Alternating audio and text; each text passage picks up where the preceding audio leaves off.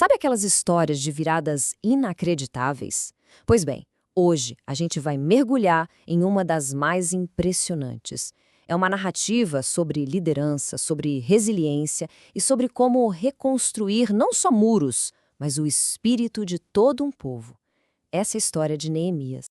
Para a gente ter uma ideia do tamanho do desafio, vamos voltar no tempo. Pensa aí, século V a.C. Uma parte dos judeus exilados tinha conseguido voltar para Jerusalém.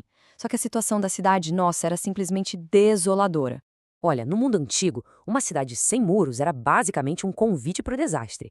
E não era só uma questão de vulnerabilidade física, sabe? Significava vergonha, fraqueza. Era um símbolo de que a identidade daquele povo tinha sido esmagada. Uma derrota total. Isso mostra que o buraco era bem mais embaixo. Não se tratava apenas de uma obra de construção. Era uma crise profunda de moral, de identidade. O espírito da galera estava tão em ruínas quanto os muros da cidade. E é aí que entra em cena o nosso protagonista, Neemias. O mais curioso é que ele estava bem longe dessa crise toda, vivendo uma vida de privilégio e influência lá no coração do poderoso Império Persa.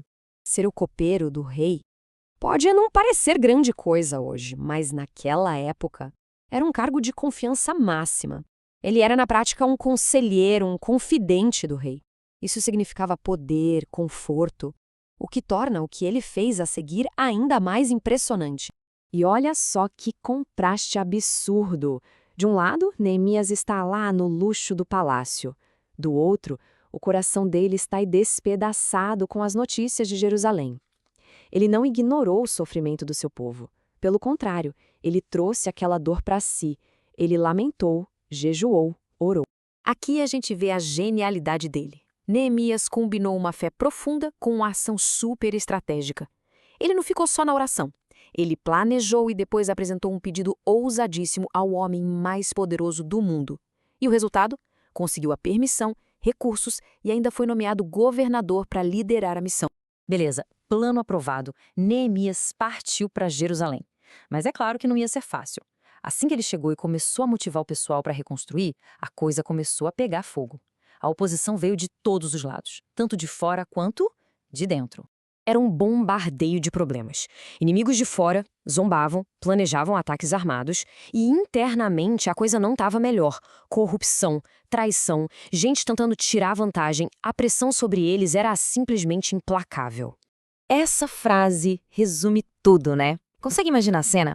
Eles eram, ao mesmo tempo, operários e soldados. É uma imagem muito poderosa que mostra a garra e o comprometimento de um povo lutando para defender seu futuro.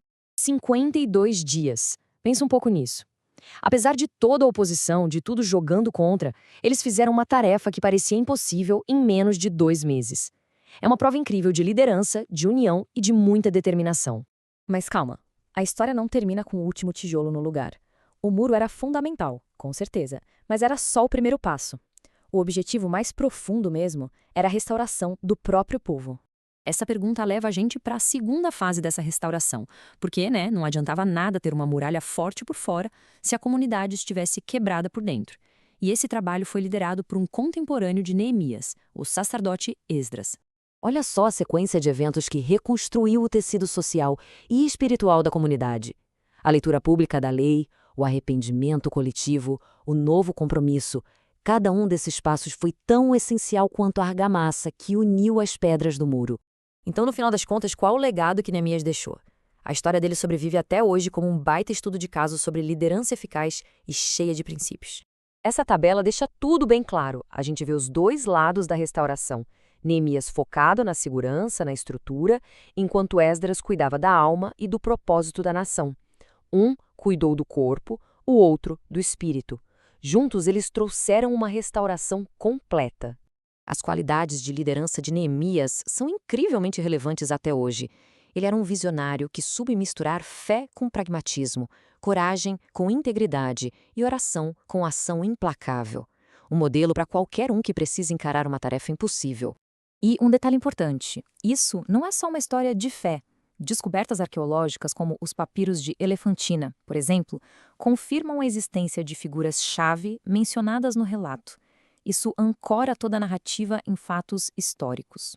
A reconstrução dos muros, então, não foi um ponto final, mas sim um novo começo. Esse evento foi um divisor de águas que fechou um capítulo da história e abriu o próximo, estabelecendo as bases para o futuro daquela nação.